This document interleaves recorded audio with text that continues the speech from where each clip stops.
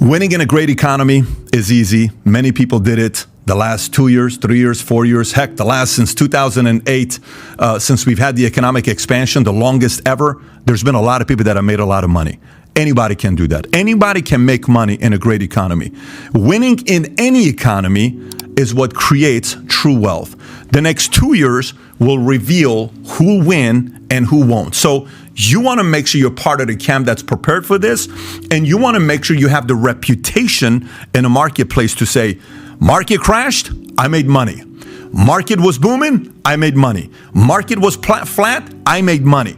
I'm going to make money in any economy because I'm constantly looking at ways to improve myself by seeking strategies that are effective in any economy. Now, some real estate facts for you to be thinking about. Nearly a third of America's net worth is tied to real estate. A third. So if a person's worth $1 million, 3/30 of it is tied to real estate. So nearly a third of an American net worth is tied up into real estate. 79% of Americans consider owning a home one of the greatest goals to achieve. I think that's one of the problems we have in America, is we have convinced people that home ownership is the American dream. I fully disagree with that. My family and I didn't come to America to own a home.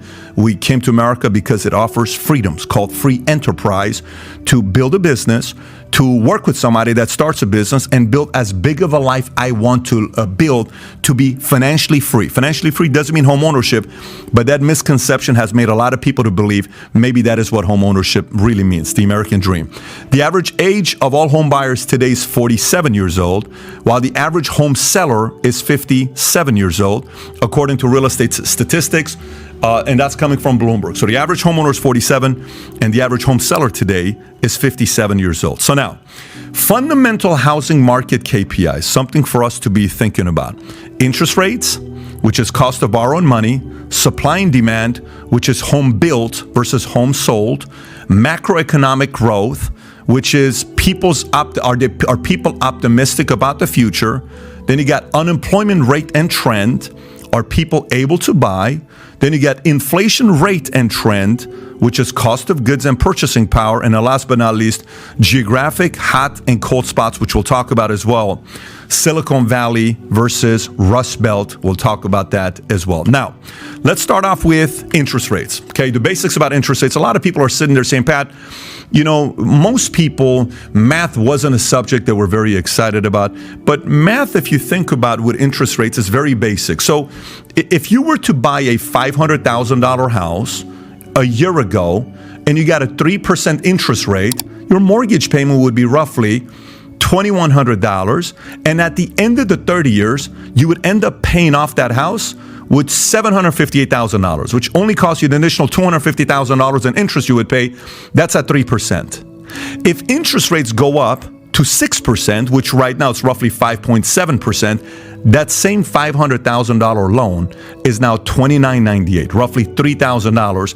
And if you continue paying that at 6%, it would take you $1,079,000 to pay off a $500,000 loan. Now, interest rates. If they get to 9%, some people say that's not going to happen. We're going to look at numbers to see if it's going to happen or not. If it gets to 9%, same $500,000 house is not going to cost you $2,100. It's not going to cost you $2,900. It's going to cost you $4,023, which is $1,448,000 to pay off a $500,000 loan. So what does this chart mean to you? Most people who buy a home, they don't go buy a home and say, I want to buy a house at 6%. Most people, when they sit down with their realtor and their realtor wants to pre-qual them to get them qualified for what kind of a house to go show them, they say, do you have your pre-qual paperwork from the bank? I don't. Why don't you first get qualified and then go from there? Then you go to the bank and the bank decides you can afford a $2,000 a month payment. Okay, you say, I can afford $2,000 a month on a mortgage payment. No problem. People don't buy on loan amount. People don't buy on interest rate.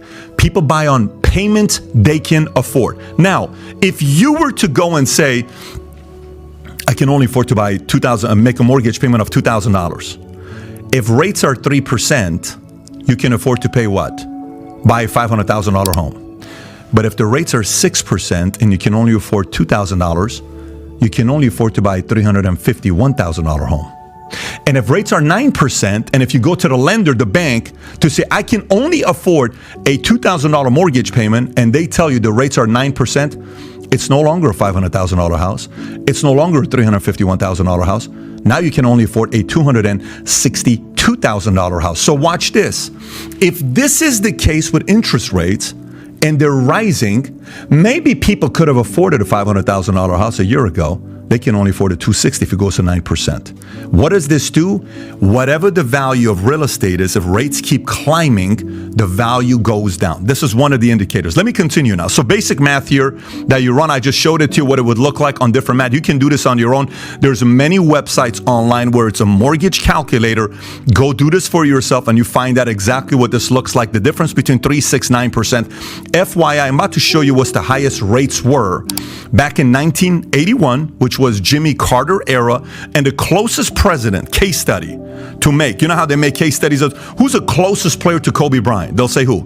Michael Jordan, okay? Who's the closest case study to LeBron James? Magic Johnson and Scottie Pippen. Who's the closest case study to Mike Trout? Who's the closest, whoever they say case study, right? The closest case study of President Jimmy Carter is Joe Biden. Those two are pretty much identical because of what happened with inflation. Except this time around, it's worse than what it was in 1981. You'll see here what interest rates hit in 1981. But this is one area that we need to be thinking about. So if we have a less disposable income, okay, if you and I have less disposable income, we spend less. If we spend less, there's a lower business profits. If there's lower business profits, then companies lay off, which you're going to see here in a minute, what companies are laying people off. If there's layoffs, there's unemployment. By the way, I'll take this a little bit more. When there is unemployment, which we haven't hit yet, then there is foreclosures and bankruptcies. When there's foreclosures and bankruptcies, then what do we have? Divorce. After divorce, we have alcohol, drugs, etc., etc. Then crime goes up. You see how the cycle goes. Believe me, no president wants to get to that point. This is why they try to prevent it from getting to that point. But this is a cyclical cycle. You make less money, you spend less. You spend less, companies make less. Companies make less, they let people go. People are fired or laid off. Unemployment goes up. That's a problem.